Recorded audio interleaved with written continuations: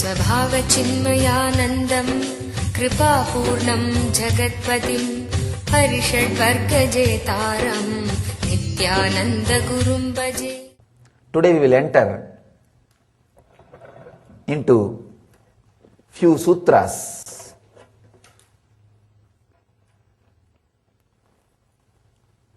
Let me read the sutra, then we will try to understand.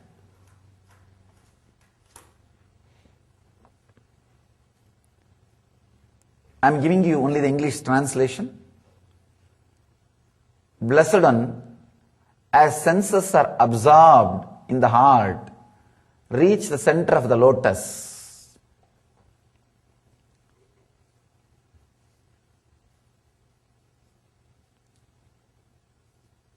Such a simple one-liner, but can straight away lead you to the enlightenment experience. Let me describe what is exactly I mean by the word enlightenment.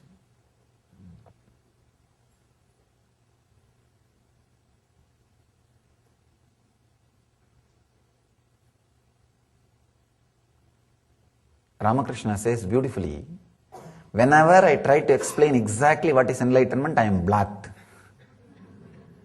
Of course, that is the truth. Maybe I can try to give one point of understanding. There will not be any movement of letter or word or a thought between your navel and the throat. The words will come only from the throat. I can say this is one of the precise description of enlightenment. There will not be any word or thought or syllable or sound movement between the navel and the throat. Means only when you are talking the words will be coming. When you are not talking, there will not be any words inside. Only the energy movements. Only the energy movements. Means there is no thought. There is no verbalization. There will not be any continuous inner chattering. Your inner chattering is the only thing which disturbs your whole life. Very difficult for a normal person to understand. They will always think, no, unless I have inner chattering, how will I plan my everyday life? How will I be able to run my business? How will I be able to live? Understand, when you don't have inner chattering, I don't say it is a dead silence. It is an intense energy. Whatever needs to be done comes out as a full, complete visualization. For example, what you need to do tomorrow, if you have the inner chattering, it will come line by line. Morning I will have to get up. Then I will have to go to my office. Then I will be doing this work. Then evening I will come back. Then I may have this program, that program. Like a linear way, one by one it comes out. When you don't have inner chattering, just you are with yourself, the whole visualization comes out as a one statement or one information. That is what we call intuition. When you go through the logical process, it is called inner chattering. It is intellect. But when you don't have that inner chattering, things starts expressing in you intuitively. Straight away you know. If you have the tomorrow routine, if it gets downloaded into your system, you know clearly. First, next, third, fourth, fifth, sixth, everything will be presented to you straight away. I don't know whether I conveyed it completely. I am trying. You can try to understand how without verbalization enlightened beings are working. If you had the fortune of living around some enlightened being, of course, very difficult. It is very difficult because one visualization which comes to me has to be translated into action means at least 200 verbalization, verbal instruction has to be delivered. It is very difficult for the disciples to grasp. That is why there is constant fight between me and my disciples. From morning I come out of my room till I go back to my room. No, sorry, till I sleep, because I'll be in the chat also. It is a constant struggle between me and my disciples. Impossible, because constantly it comes out as a full visualization. But a person who stays in the verbalization, very difficult to grasp. All you need is even a few moments. If you decide consciously and relax from the verbalization, to tell you honestly, you need nothing else except the clear decision. It is time. Surely there is something more than whatever verbalization gave it to my life. See, your property, your name and fame, your position, everything was given to you by your verbalization. The thinking which you had, that only gifted everything to you. So you have a deep gratitude for verbalization. Apart from gratitude, the utility value, you know this is paying and going to pay. Continuously it is going to add more and more. The utility value is there. All you need is a clarity. Really there is something beyond verbalization and I want it. This clarity is more than enough. This conscious decision is more than enough. One more thing. I am not asking you to drop the verbalization whole day. The moment I say that, you will be frightened. Then I have to add Kshatriya part. Kshatriya part to the scriptures. No. All I am asking, even if you can drop for few minutes before starting to the office, I'll sit and few minutes I'll decide no inner chattering. Understand, you do not know the power of your intention. Somebody asked me, Swamiji, I also decide no inner chattering, but that word itself is one more inner chattering. How can I remove the inner chatterings? Understand, mind can kill the mind. Mind can kill the mind. You can commit suicide. Not physically, I am saying mentally. If somebody asks, no, I am having life, any idea, thought which I am having in the life, how can it lead to death? It can. Your mind may be having life now. Don't think it can't lead you to the mindlessness. It can lead you to mindlessness. The conscious decision not to have inner chattering, at least for a few moments, will add so much energy into your being. It's as and now your mind is like a hall filled with furnitures. Can you say, oh, whole hall is filled with furnitures? How can this hall become empty? No. It can become empty if you start removing one by one. The conscious decision to have the mindless state is like removing the furniture one by one. Just a few moments per day. If you can decide consciously and sit, maybe for 1 month decide it as a routine. After that you don't need to do it as a routine.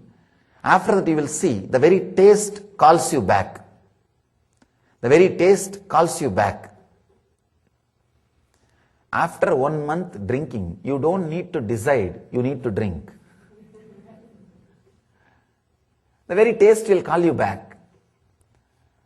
Just few moments, decide very consciously, no words between navel and throat.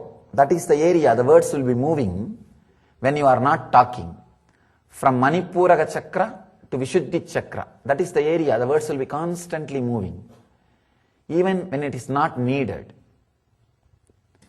Things which you are doing when it is not needed tires you, and you will not have energy to do things which is needed to do, which you need to do, which is needed.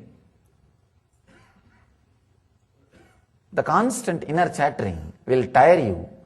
Do not ever think or believe because of your inner chattering only you are able to do your business, run life, live your life with the luxury and comfort. No. In spite of your inner chattering, you are living comfortably. Not because of your inner chattering. Sometime rarely, those inner chattering would have given you little way out of compassion. You would have had 1 or 2 strong visualizations, intuition.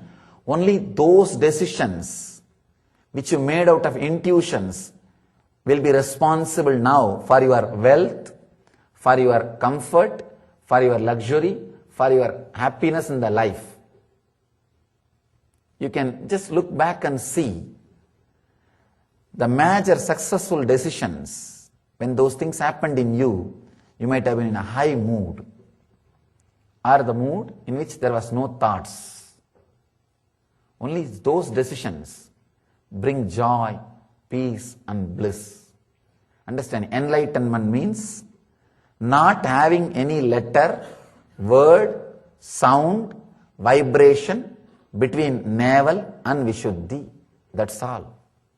Shivoham, Shivoham, Shiva Swarupam.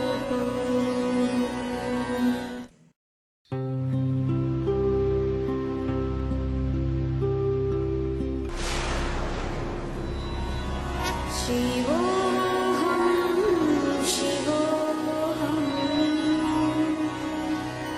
Shiva Swarupam. India has given birth to great Paramahamsas, mystics, saints and divine avatars who have consistently delivered this world from darkness to light. One such enlightened master, exuding divine grace, overwhelming compassion and unfathomable spiritual knowledge, all at a very young age, is Paramahamsa Nithyananda. कोटि सूर्य स्वरूपिणम् आनन्दगन्ध ईश्वरम् भक्त हृदय निवासिनम् नित्यानन्दम् नमोस्तुते कोटि सूर्य स्वरूपिणम् आनन्दगन्ध ईश्वरम् भक्त हृदय निवासिनम् नित्यानन्दम् नमोस्तुते. Nithyananda was born as Rajashekharan, the second son of his parents Arunachalam and Lokanayaki in the temple town of Tiruvannamalai, South India. 10 days after he was born, the family astrologer predicted that Rajashekharan would grow up to become a Raja Sannyasi and guide the world, something his parents were not happy to hear. At the age of 10, Rajashekharan was initiated by Raghupati Yogi. In his moment of initiation, Rajashekharan was blessed with a vision of Parashakti. He went home and carved the vision he had in soapstone.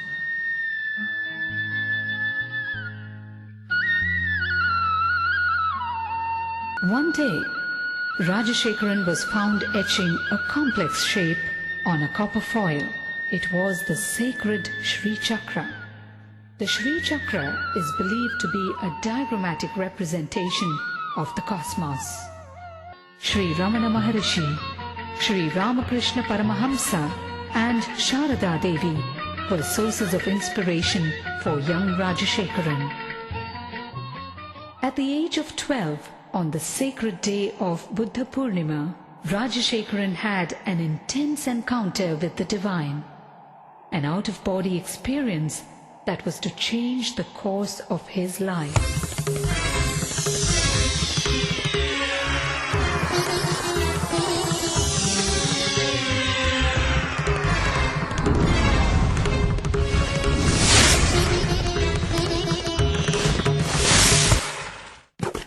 By his 17th year, Rajashekaran's spiritual quest became too fierce to be ignored. He left home on a journey of arduous self-discovery with no assurance whatsoever, but only a glimpse of the divine he received at the age of 12. He wandered far and wide, studying and practicing meditation, from Tapovan in the Himalayas to Kanyakumari in the south, from Dwarka in the west to Gangasagar in the east. He wandered for 7 years in India and in Nepal. With just 2 pieces of clothing and a kamandalu, a holy water jug, and with no idea of where his next meal would be. One day in Gaurikund, he beheld a breathtaking vision. A young man with a glowing countenance and flowing locks was walking towards him with long strides and divine grace.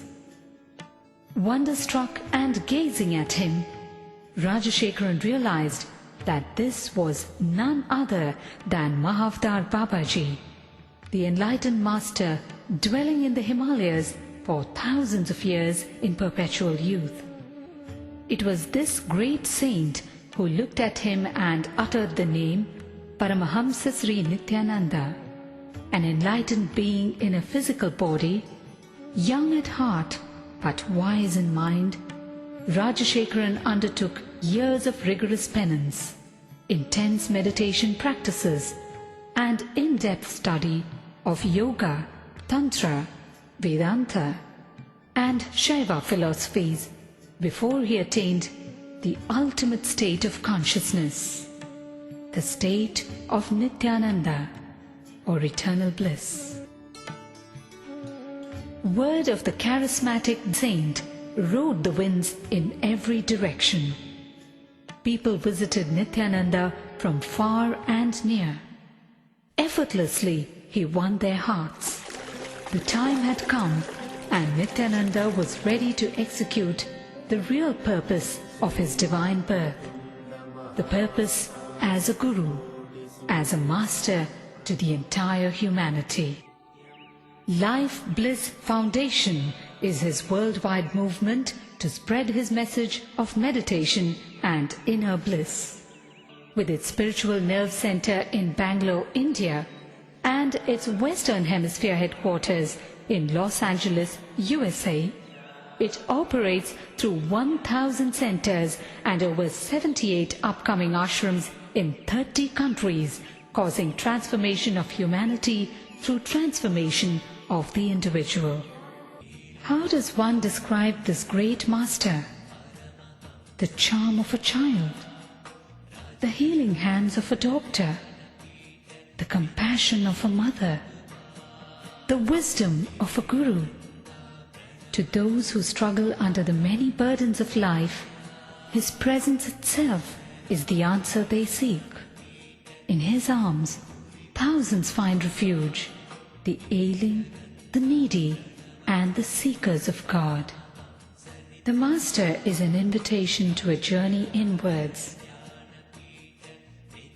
In his own words, "Just allow me to light your being, then you will know that you are pure consciousness and your being pure bliss."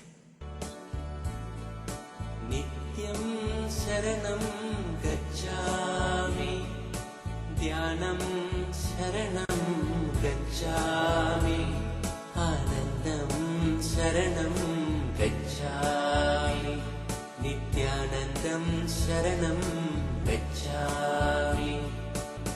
Nityam Charanam